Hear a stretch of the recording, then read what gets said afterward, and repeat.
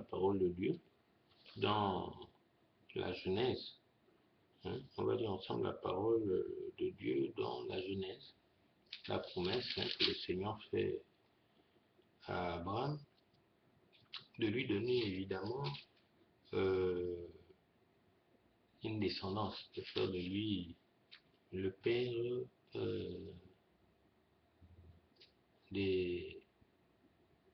d'une grande nation, d'une multitude de nations. On va lire ça ensemble.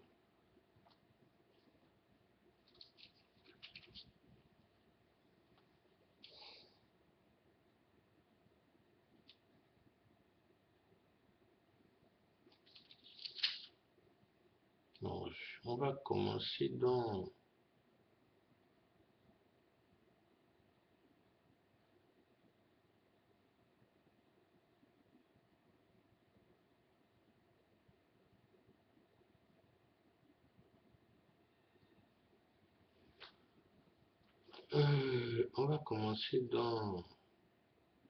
Genèse, chapitre 15, verset 3. On va commencer par là. Abraham dit: voici que tu ne m'as pas donné de descendance, et c'est un membre de ma maison qui doit hériter de moi. Alors le Seigneur lui parle en ces termes: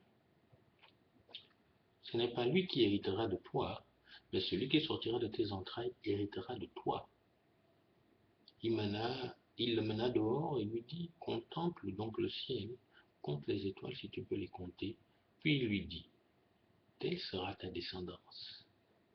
Abraham eut foi dans le Seigneur, et pour cela le Seigneur le considéra comme juste. Dans ce passage que nous venons de lire, là où Abraham dit au Seigneur qu'effectivement, tu ne m'as pas donné de descendance, un autre va hériter. Je n'aurai pas un héritier pur qui sorte de moi. Le Seigneur lui dit: non, tu vas avoir ton héritier à toi. Tu auras ton héritier à toi, qui va sortir de toi. Un autre n'héritera pas de toi. Tu auras ton héritier à toi. C'est ma promesse. Et évidemment, quand le Seigneur lui, Abraham en foi en son Dieu, parce que c'est son Dieu qui lui promet, qui a jusqu'alors accompli tout ce qu'il devait faire pour lui. Et Abraham eut foi en Dieu. Et la parole de Dieu déclare: Abraham eut foi dans le Seigneur, et pour cela le Seigneur le considéra comme juste. Vous voyez, c'est important. Abraham a eu foi dans le Seigneur, dans la promesse du Seigneur, et le Seigneur le considéra comme juste. Tout simplement parce qu'Abraham a eu foi en sa promesse. C'est très important d'avoir foi dans la promesse du Seigneur. C'est très très très important. Autre chose aussi qu'il faut voir ici, le Seigneur a promis, mais il n'a pas donné de date. Il a promis sans dire à quelle date, à quel moment, etc. Quand est-ce que cela se ferait. Tout simplement, il a donné une promesse comme ça. Et Abraham a eu foi, directement.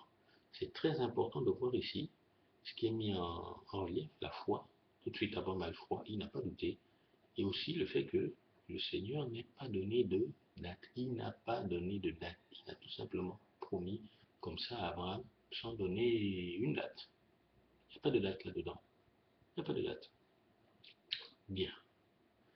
On va donc continuer pour voir comment effectivement ça se passe. Donc voilà, le Seigneur est là, il promet, il vient de promettre là à Abraham quelque chose. Abraham, parce que là il s'appelle encore Abraham et non pas encore Abraham, il vient de lui promettre, qu'il aurait un héritier à lui, sorti de ses entrailles, sans lui donner de date. Et Abraham a foi dans la parole de Dieu. Il sait que c'est son Dieu et que rien ne lui est impossible. Donc si son Dieu le lui dit, c'est que ça est faisable. Rappelons tout de même que Sarah était stérile et que Abraham le lui dit parce qu'il est déjà avancé en âge. Abraham n'a plus 30 ans, il n'a plus 20 ans, il n'a plus 40 ans. Il a passé déjà les 75 ans. Bien. Alors, on continue.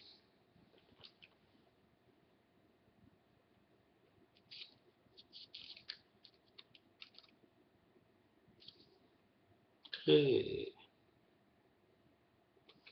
On continue et on va voir ce qui va se passer.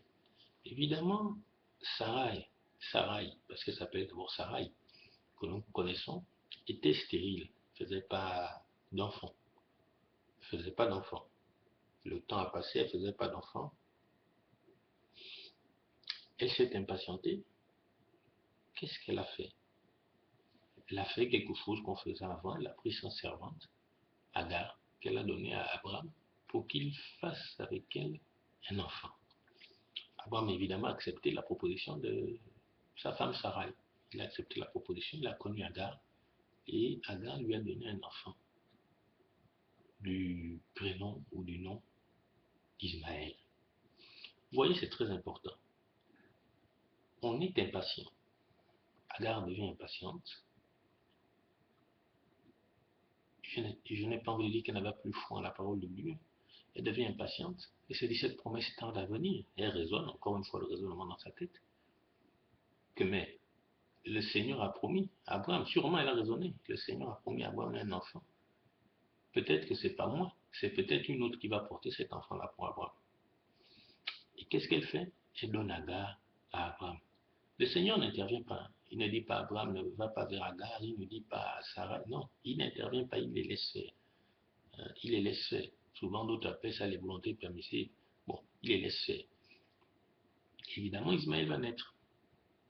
Ismaël naît, tout simplement. Ismaël naît. Très bien. Il naît. Il naît. Mais est-ce que, la question ici, est-ce que c'est Ismaël l'enfant de la promesse? Évidemment, nous savons tous que non, par la suite. C'est très important. Mais dans le mécanisme ici, Sarah, elle a pris Agar, elle a donné à Abraham comme femme pour qu'ensemble ils aient une descendance. Bien, l'enfant naît. Mais est-ce que cet enfant est l'enfant de la promesse, bien-aimé? Mais non, non, non, il n'est pas l'enfant de la promesse, c'est très important. Sarah ici, elle pense que Abraham, comme elle ne fait pas d'enfant, et le Seigneur n'a rien dit sur sa stérilité. Il n'a pas parlé de la stérilité de Sarah. Il n'avait rien dit. Il a tout simplement dit à Abraham, tu auras une descendance.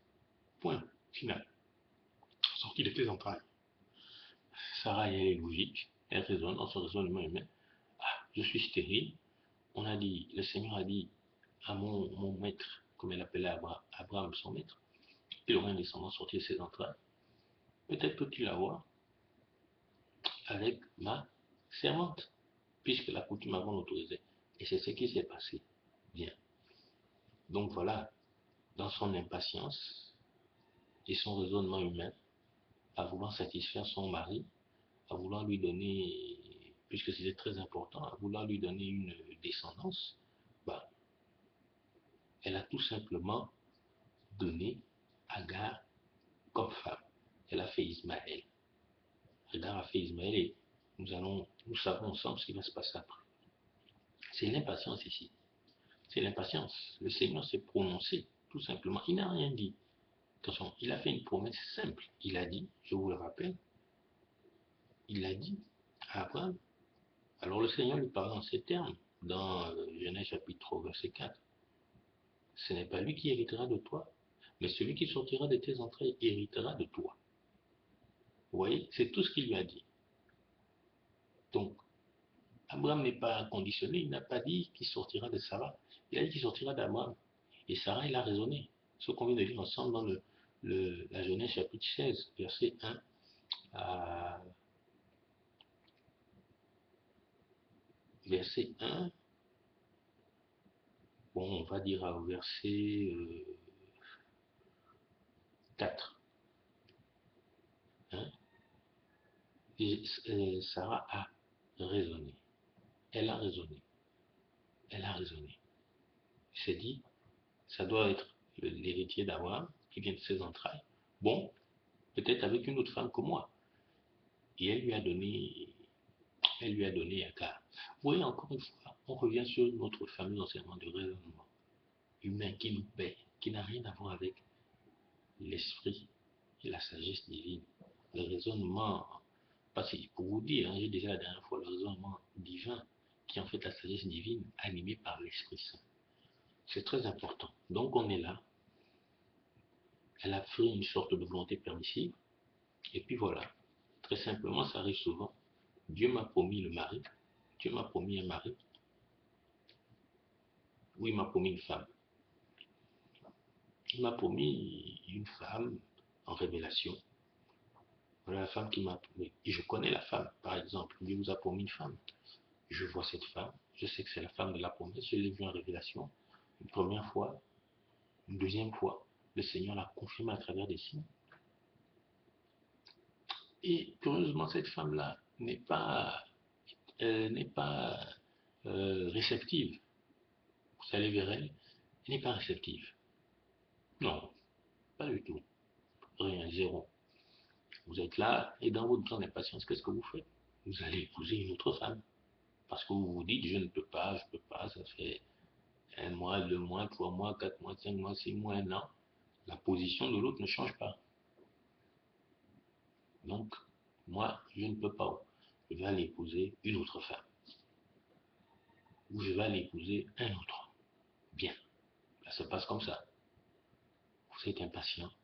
Le Seigneur s'est pourtant manifesté à vous à travers une vision, à travers un songe ou à travers une révélation d'un prophète, d'un homme de Dieu qui a eu la révélation et qui est venu vous dire, ah voilà, voilà, voilà. Vous êtes allé peut-être vers la personne, mais rien ne se passe. Vous êtes impatient et vous allez faire comme beaucoup d'hommes ou comme beaucoup de femmes, vous allez dire, ah, on dirait que ça là, ça pose problème. Bon, mais enfin, je vais quand même me marier, je ne veux pas rester célibataire, je ne veux pas rester une femme célibataire, je ne veux pas rester un homme célibataire, je vais prendre une volonté permissive, je vais aller vers un autre ou une autre, je vais l'épouser. Il sera mon mari ou je serai sa femme, et puis Dieu nous bénira, ce n'est pas grave. Genre de volonté permissive.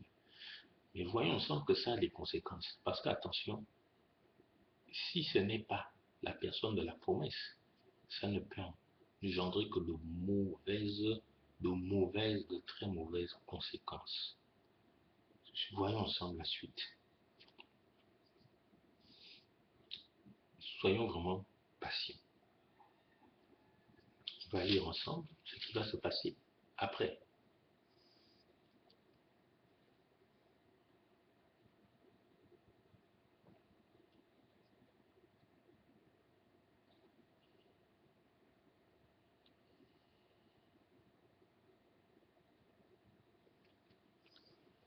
Intéressant. On va lire ensemble dans le,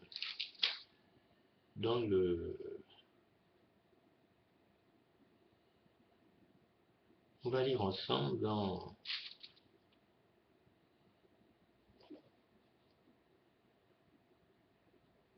Genèse chapitre 17, verset 3.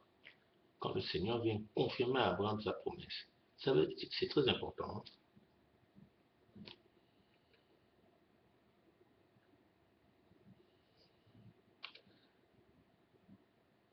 Abraham, donc Genèse chapitre 17, verset 3. Abraham se jeta face contre terre. Dieu parla avec lui et dit, pour moi, voici mon alliance avec toi. Tu deviendras le père d'une multitude de nations. On ne t'appellera plus du nom d'Abraham, mais ton nom sera Abraham, car je te donnerai de devenir le père d'une multitude de nations, et je te rendrai fécond à l'extrême. Je ferai que tu donnes naissance à des nations, et des rois sortiront de toi. J'établirai mon alliance entre moi, toi, et après toi les générations qui descendront de toi. Cette alliance perpétuelle fera de moi ton Dieu, et celui de ta descendance après toi. Gloire à Dieu.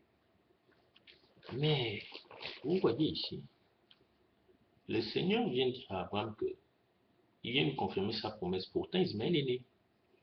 Ismaël est né, mais Ismaël n'est pas l'enfant de la promesse du Seigneur. Il est l'enfant du raisonnement humain, de la volonté humaine. C'est intéressant, parce qu'Abraham, il a déjà un enfant, Ismaël. Mais le Seigneur vient lui dire ici, tu deviendras le père d'une multitude de nations, on ne t'appellera plus du nom d'Abraham, et ton nom sera Abraham, car je te donnerai de devenir le père d'une multitude de nations, et je te rendrai fécond à l'extrême. C'est très intéressant. Il vient renouveler la promesse du début. Ça veut dire quoi, évidemment? Que la promesse n'a pas encore été réalisée, tout simplement. elle n'est pas réalisée, puisqu'Ismaël n'est pas l'enfant de la promesse. Ismaël est l'enfant du raisonnement de Sarai. Le Seigneur ne prend pas en compte nos choses de volonté permissive. Vous avez voulu faire très bien, il ne vous a pas empêché de le faire. Mais ça ne change rien à son plan. Son plan, c'est son plan. Le plus important, c'est son plan. Et dans son plan, l'enfant de la promesse doit être l'enfant qui va sortir de Sarah. Un enfant, tout simplement, disons-le, légitime. Un enfant légitime qui va sortir de son union légitime avec sa femme Sarah. En plus, c'est notre Seigneur. Sarah était quand même stérile. Et le Seigneur va montrer toute sa puissance. C'est aussi une démonstration de la puissance de notre Seigneur, que Sarah était stérile, qu'elle était avant son âge, et il va lui donner tout de même d'avoir un enfant. Très important. On continue.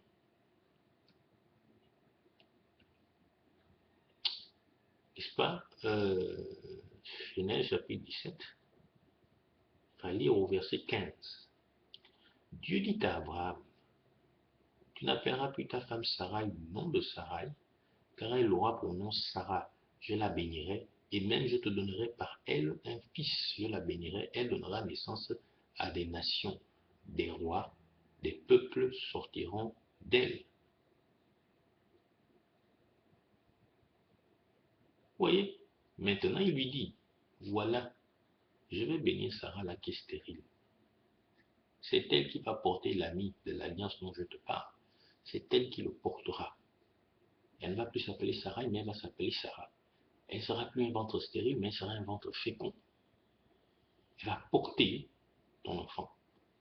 Elle va porter l'enfant de l'alliance. Elle va le porter. Gloire à Dieu. Ça change tout maintenant. La volonté permissive de Sarah n'a pas changé la promesse du Seigneur. Et Abraham est là, il a foi en ce que son Dieu lui dit. Mais tout de même, il a foi. Il doute un peu. Il dit au Seigneur, donc toujours Genèse chapitre 17, verset 17, Abraham se jeta face contre terre et il rit, il s'est dit à lui-même, un enfant n'était-il un homme de 100 ans? Où Sarah avec ses 90 ans pourrait-elle enfanter? Abraham dit à Dieu, puisse Ismaël vivre en ta présence. Dieu dit, mais non, ta femme Sarah va t'enfanter un fils et tu lui donneras le nom d'Isaac. J'établirai mon alliance avec lui comme une alliance perpétuelle pour sa descendance après lui. Pour Ismaël, je t'exauce, vois, je le bénis, je le rends fécond, prolifique à l'extrême, il engendrera 12 princes et je ferai sortir de lui une grande nation. Mais j'établirai mon alliance avec Isaac que Sarah te donnera l'année prochaine à cette date. Vous voyez, cette fois-ci, le Seigneur lui dit, non, pas du tout. Mon alliance sera avec Isaac, qui sera l'enfant de ta femme Sarah.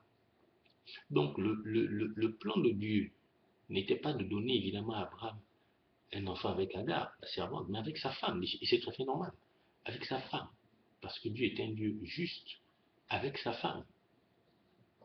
Abraham, dans sa tête, pour lui, son enfant, la promesse était Ismaël. Il est dans son raisonnement humain, je suis vieux, ma femme est vieille, on ne peut plus rien faire. Alors que le Seigneur, il oublie que c'est le Seigneur son Dieu, que rien ne lui est impossible. Et qu'est-ce que le Seigneur son Dieu lui dit? Que l'enfant qui va te sortir du ventre de Sarah, cet enfant-là, c'est lui avec qui j'aurai mon alliance. Moi, je dis tout simplement gloire à Dieu. Et Abraham va avoir foi en cette parole. Il va avoir foi en cette parole que le Seigneur lui a donnée. Vous voyez, depuis le départ, c'est la foi d'Abraham qui est mise à l'épreuve. Vous vous souvenez que la parole de Dieu a déclaré un peu plus haut, dans le chapitre 15, qu'Abraham fut trouvé juste parce qu'il eut foi en la parole du Seigneur. Entre-temps, il a fait cette volonté permissive-là avec sa femme, en allant vers Agar, pensait que c'était l'enfant que Dieu lui avait promis. Non, pas du tout. Ce n'est pas lui, l'enfant de la promesse. Pas du tout. L'enfant de la promesse est l'enfant qui devait naître de sa femme, Sarai, Isaac. Voilà. Donc cette volonté permissive-là n'a changé en rien le plan de Dieu. Ça, c'est le plan de l'homme, ce n'est pas le plan de Dieu. Et c'est très important de comprendre cela. J'ai décidé de me marier avec un autre homme, que l'homme que le Seigneur m'a révélé, que la femme que le Seigneur m'a révélée. Qu'est-ce qui va aboutir là-dedans? Un divorce. Si ce n'est pas l'homme que le Seigneur a prévu pour vous, si ce n'est pas la femme que le Seigneur a prévu pour vous, mais ne vous inquiétez pas, mes amis, vous aboutirez au divorce. Tout simplement, vous aboutirez au divorce. Parce que ça n'a rien à voir avec le plan de Dieu. Et il n'y a rien de plus important que le plan de Dieu. Vous aboutirez tout simplement au divorce. Vous voyez, c'est très important de comprendre ça. Donc là, le Seigneur est effectivement venu, il a confirmé, il a maintenant dit à Abraham, voilà, non seulement il lui dit que c'est Sarah qui va porter l'enfant de l'alliance, et il lui dit la date à laquelle il va revenir. Il dit quand il reviendra cette date, Sarah aura un enfant. Elle sera enceinte. Vous voyez, là, non seulement il confirme pour la troisième fois, mais il donne aussi la date à laquelle il reviendra. Et il dit c'est à cette date-là que Sarah aura un enfant. Il faut avoir la foi en la parole de Dieu, il faut être patient. Sarah, elle était impatiente, elle a donné à Agar. Mais vous voyez ce que ça a causé après, entre Sarah et Agar. Vous voyez ce qui est arrivé, vous le savez tous. Bien, on va continuer ensuite ensemble dans la parole de Dieu sur la prochaine partie. On va continuer ça dans la prochaine partie. Merci, à tout de suite.